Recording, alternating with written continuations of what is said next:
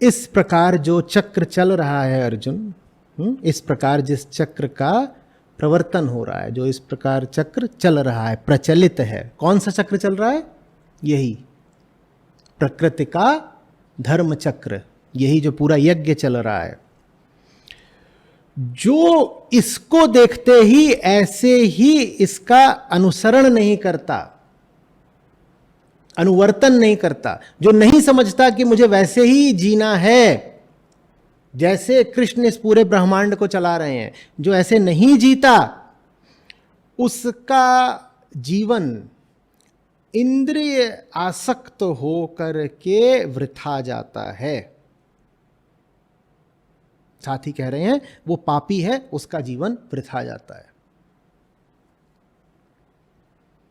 जो मुझ जैसा नहीं हो पाता, सरल शब्दों में, जो मुझ जैसा नहीं हो पाता अर्जुन, उसका जीवन पाप में जाता है और व्यर्थ जाता है।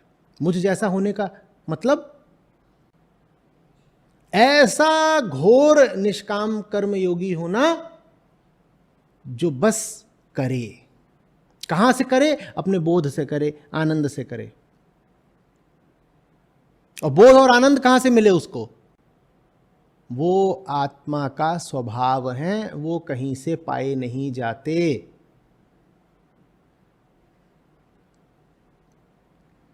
वो सदा सर्वदा सतत उपस्थित हैं।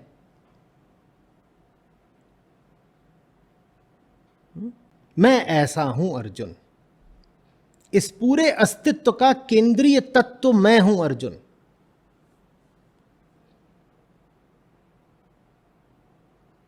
ये पूरा जगत कौन चला रहा है?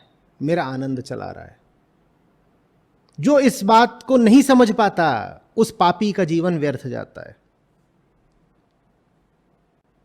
ये पूरा जगत कैसे चल रहा है? बस यूं ही मेरी मौज से चल रहा है, अकारण चल रहा है। जो इस बात को समझ गया वो कृष्णमय हो गया, वो कृष्ण में लीन हो गया, वो कृष्ण से अनन्य हो गया। बस उसी का जीवन सार्थक है, बस वही दुख से मुक्त है। और जो ये सब कुछ देखते हुए भी, जो चारों तरफ मेरी निष्कामता का और मेरे यज्ञ का प्रमाण देखते हुए भी कुछ सीख नहीं पाता मुझसे, वो पापी जन्म गवाता है। समझ में आ रही है बात? अब ये भी समझ गए कि क्या आशय होता जब हम कहते हैं कि कण कण में नारायण है। ये जो सब चारों ओर है, ये जिसका कर्म है वो अपने कर्म से अभिन्न है। आप में और आपके कर्म में हमेशा एक भिन्नता रहती है। आप कुछ करते हो कुछ पाने के लिए, इसीलिए आप में और आपके कर्म में एक दूरी रहती है। मैं हूं, मैं भी ये कर रहा हूं क्योंकि इससे मुझे आशा है कि लाभ या सुख हो जाएगा। लेकिन मैं जो कुछ भी कर रहा हूं उससे मैं एक नहीं हूं। उसका प्रमाण क्या है? अगर मुझे अभी कोई आकर बता दे कि कुछ और करो उससे लाभ हो जाएगा, तो मैं कुछ और करने लग जाऊंगा। तो माने जो मैं पहले कर रहा था उसमें और मुझ में एक भेद था, एक दूरी थी ना, तभी तो फिर मैं उस पुराने कर्म को अलग रख पाया, छोड़ पाया। और जैसे ही मुझे किसी ने आशा दी कि ये राह छोड़ दो, कोई दूसरा कर्म करो, उसमें ज़्यादा लाभ है, मैं उस तरफ को चल दिया। तो आमतौर पे हम जो सकाम करता है, हम में और हमारे कर्म में हमेशा एक दूरी होती है, और ये दूरी बड़ी गड़बड़ दूरी होती है। कृष्ण इसी दूरी को पाटने की बात कर रहे हैं। वो कह रहे तुम ऐसे हो जाओ कि निष्काम, और निष्काम होने का अर्थ निर्विकल्प होना है, कि कोई दूसरा कर्म तुम्हारे लिए संभव न रह जाए।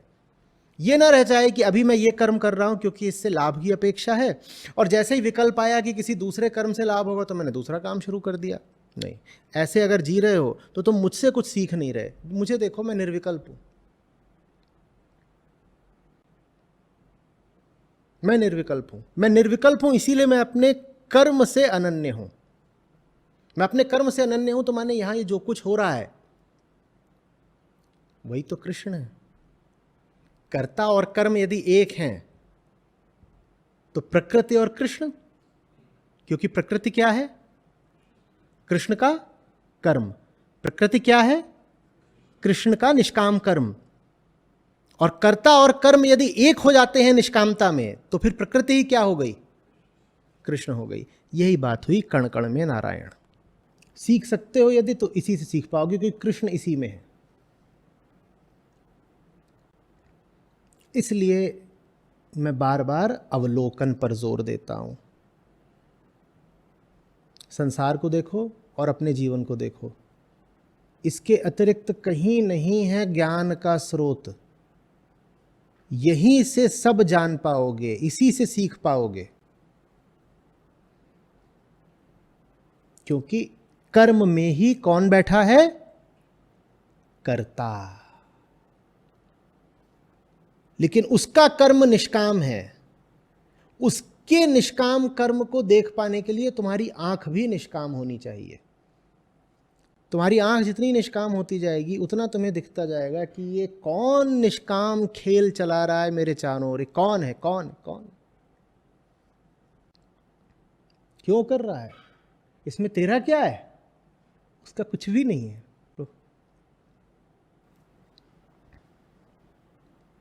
तुम्हारा कर्म भविष्य की कल्पना से नहीं, वर्तमान के यथार्थ से उठना चाहिए। ये अंतर समझना। ये अंतर भोगवादियों को समझ में नहीं आता। वो कहते हैं पर अगर भविष्य की कल्पना नहीं करेंगे तो नया निर्माण कैसे करेंगे? पहले कल्पना करते हैं, तभी तो फिर हम कुछ नई चीजों का आविष्कार, निर्माण इत्यादि करते हैं ना। कृष्ण बहुत जोर से हंसेंगे। वो कहेंगे कुछ नया करने के लिए कल्पना थोड़ी ही चाहिए, यथार्थ चाहिए। मुझे देखो पगले, मैं तो लगातार इतना कुछ नया करता रहता हूं। देखो तितली में मैंने कितने रंग भर दिए। ये पुराने लग रहे हैं क्या? पुरानी प्रजातियां मिटाता रहता हूं, नई प्रजातियों का सृजन करता रहता हूं। नए चांद, तारे, ग्रह, उपग्रह, नई नई आकाश गंगाएं, समूचे नए ब्रह्मांड रचता रहता हूं मैं। क्या कल्पना कर करके? ना, बस यूं ही। तो कल्पना नहीं चाहिए नव निर्माण के लिए, निष्कामता चाहिए। और निष्कामता से जो निर्माण होता है उसमें एक अलग गुणवत्ता होती है, अलग मौज होती है।